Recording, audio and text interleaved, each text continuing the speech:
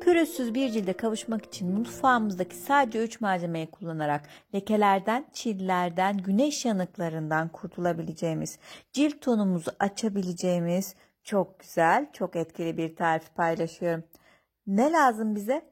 Patates lazım. 1 adet patatesin kabuklarını soydum, rendeledim ve suyunu alıyorum. Bu arada bu kalan patates ne olacak? Videonun sonunda onu da paylaşacağım sizlerle. Bir beze aktardım. Temiz bir beze aktardım. Ve suyunu alıyorum. Yaklaşık 2 yemek kaşığı kadar patates suyu elde ediyorum. Dibine çöken tortularını da mutlaka kullanacağım. O yüzden iyice karıştırıp kabıma aktarıyorum. 2 yemek kaşığı patates suyunun üzerine 1 yemek kaşığı yoğurt ilave ediyorum ve 1 yemek kaşığına yakın karbonat ilave ediyorum. İşte 3 malzeme. Her evde bulunan, her mutfakta bulunan bu 3 malzeme ile çok etkili bir maske yapıyoruz. İyice karıştırdım. Bakın bu şekilde kremsi bir kıvam alacak.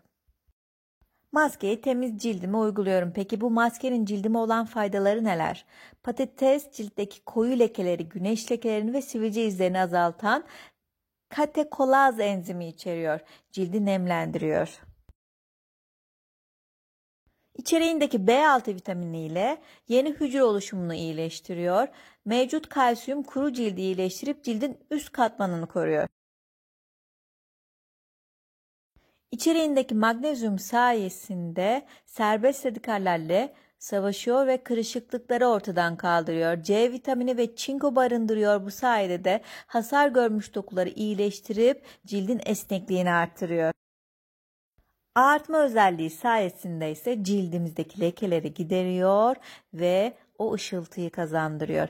Göz altlarınıza çok yakın girmeden sadece bu kadar yeterli. Maskeyi tüm yüzünüze uyguluyorsunuz arkadaşlar. Boyun dekolte bölgesine de sürmeyi ihmal etmeyin. Yalnız böyle ben bu maskeyi bir pamuk yardımıyla yedirerek sürmeyi tercih ettim. Fırça kullanmadım özellikle. Bu şekilde bir pamuk yardımıyla masaj yaparak, yedirerek maskeyi uygulamayı tercih ettim. Çok daha etkili oluyor. Tabii ki çok az kalıyor maske. Onu da ne yapıyorum her zamanki gibi el bakımı yapmak için ellerime sürüyorum ve yediriyorum güzelce.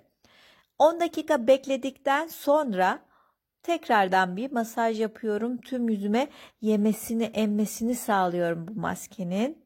Bu şekilde maskeyi yediriyorum ve toplamda 20-25 dakikanın ardından ılık suyla yüzümü yıkıyorum. Maskeyi haftada 2 kere kullanabilirsiniz.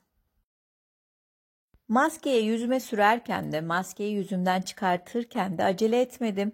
O peeling etkisini de kullandım cildimi, gözeneklerimi derinlemesine temizledim. Patatesle elde edebileceğim tüm faydaları cildime yedirmiş oldum. İlk uygulamadan itibaren memnun kalacağınızı düşündüğüm bir maske ve malzemeler oldukça basit, uygulamak basit ama etkisi çok fazla. Ben memnun kaldım, istiyorum ki siz de kullanın ve memnun kalın.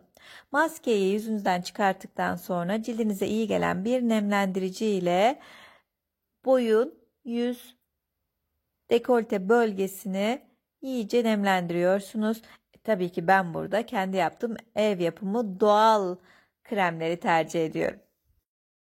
Maskemiz bu kadar arkadaşlar. Kalan patatese neler olduğunu söyleyeyim. Bir yumurta, biraz kaşar ve baharat ilavesiyle yağlı kağıt koydum. Tost makinesinin içerisinde çok güzel patatesli bir tost elde ettik. Afiyetle yedik. Hiçbir şey ziyan etmeyelim. Bunu da paylaşmak istedim.